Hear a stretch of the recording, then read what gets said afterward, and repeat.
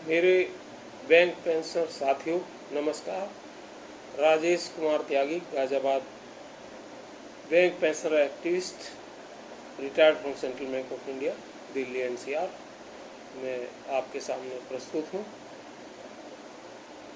मैंने अभी वीडियो में आपसे निवेदन किया था कि मेरे YouTube चैनल ओम सच्ची जनवाणी नमः, हैंडल है RJSHTYGI 3141 को सब्सक्राइब कराएं और अपने साथियों से भी सब्सक्राइब कराएं, खुद भी सब्सक्राइब करें और वीडियो को अधिक से अधिक शेयर करें। मैंने UFBO के कुछ पैंतरों के बारे में आपको पिछले वीडियो में बताया था और मैं आपसे ये भी कहना चाहता हूँ कि सारे मुद्दों पर कोर्ट में केस हैं। आंदोलन और यूनियन के माध्यम से प्रेशराइज लगातार किया जा रहा है UFBO को, IBA को। प्रधानमंत्री और राष्ट्रपति, स्पीकर्स, वाइस प्रेसिडेंट, CJI,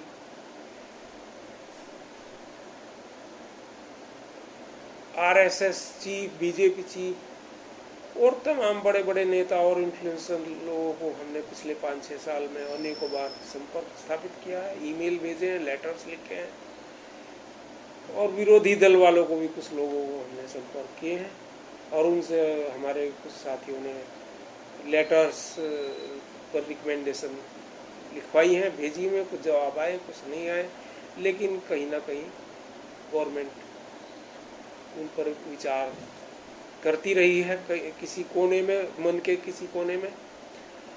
और मैडम वित्त मंत्री निर्मला सीतारमण जी, उनके भी कुछ निकटस्थ लोगों ने या उनसे भी बहुत सारे रिटायरी लीडर्स और अन्य लोगों ने संपर्क किया है और दूसरे मंत्रियों से भी।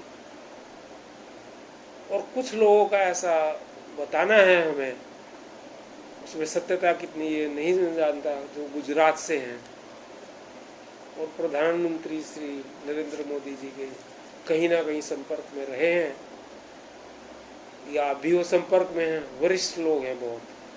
उन्होंने भी माननीय प्रधानमंत्री जी के समक्ष हमारे रिटायरीज के मुद्दे रखे हैं और उसी सब परिप्रेक्ष्य में और उसी सब क्रम में माननीय वित्त मंत्री मैडम निर्मला सीतारमण जी ने कई बार, एक बार नहीं 2-3 बार AIB की कॉन्फ्रेंस में और कुछ इंटरव्यूज़ में और अभी पिछले दिनों जो हमारे जनरल सेक्रेटरी मिस्टर KVS आचार्य आइबा पार्क के मिले थे उनसे, वो प्रेसिडेंट मिले थे उनसे, तब उन्होंने कहा था कि भाई इनका ये रिटायरीज मुद्दे सोल्व होने चाहिए, तुरंत होने चाहिए। पिछले कम्युनिकेशन में तो उन्होंने कहा था कि 1 हफ्ते में होने चाहिए। पहले उन्होंने एक बार OROP भी कहा था कि बैंक वालों के लिए आनी चाहिए। इन सब बातों से लगता है कि गवर्नमेंट थोड़ा सॉफ्ट व्यू लेकर चल रही है, सॉफ्ट हमारे प्रति उनका व्यू है। लेकिन हमारी अपनी ही कुछ साथी, particularly old unions IBA, IBOA और नो रिटायरी संगठन, नो इन सर्विस एम्प्लॉय संगठन UFBO जो है वो नहीं चाह रहा। हमने अनेकों बार इन लोगों से बात भी की, टेलीफोन पर भी, मेल भी भेजे, लेकिन उनकी कुछ दूसरी दृष्टिकोण है। वो NPS को लेकर के आ जाते हैं, दूसरी चीज़ों को लेते हैं। पहले तो कई साल तक पैसे की बात करते रहे, अब वो दूसरी बातें कर रहे हैं। और इस अलाउंस को तो उन्होंने स्पष्ट कह दिया कि हमने एक बार साइन कर दिए, हमारी लकीर तो पत्थर की लकीर है। और उनसे लगता है जैसे वो रूस के राष्ट्रपति पुतिन की तरह से एडमेंट हो। वो भी कम्युनिस्ट पार्टी से हैं और ये लोग भी कम्युनिस्ट पार्टी से हैं, तो इनकी लाइन हो सकता है वही हो। हालांकि एडमेंट वाली लाइन तो पुतिन की भी नहीं चल रही और इनकी क्या चलेगी, पर इनका ऐसा अभिमत मुझे लगता है। और ये जो है इन चीज़ों को सही परिप्रेक्ष्य में नहीं करा रहे हैं।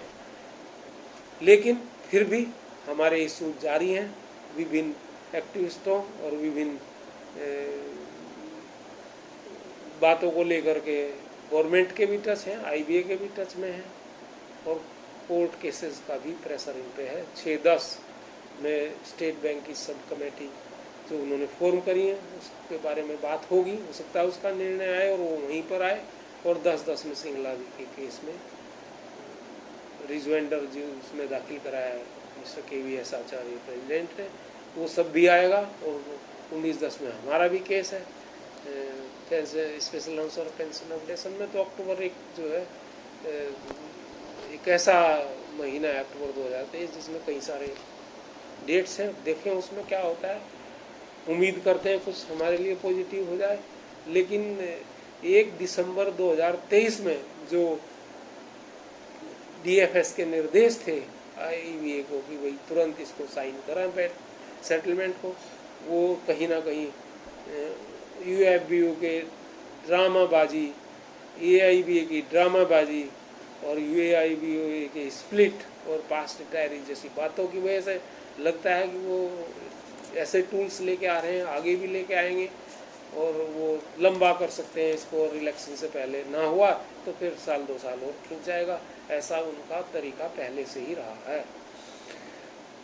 आपका इतिहास देख लें साथियों। अभी मैं एक वीडियो बनाऊंगा स्पेशल अलाउंस के ऊपर, उसमें कंटेम्प्ट केस, ग्रेजुएटी, कम्यूटेशन और स्पेशल अलाउंस और पेंशन रिविजन को लेकर के PNB के कुछ साथियों ने लगा रखा है। उसमें अभी डेट नहीं लगी है। मेरी लगातार सभी एक्टिविस्टों से बात होती रहती है, किसी न किसी संबंध में इस पर चर्चा करता रहता हूँ मैं।